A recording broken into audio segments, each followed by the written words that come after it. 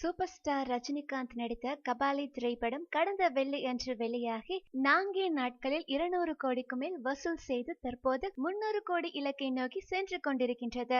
இந்நிலையில் இந்த படத்தின் வெற்றி விழாவை நாளை மாலை கொண்டாட தயாரிப்பாளர் கலைப்புலி எஸ்தானு முடிவு செய்திருப்பதாக செய்திகள் வெளியாகியுள்ளது.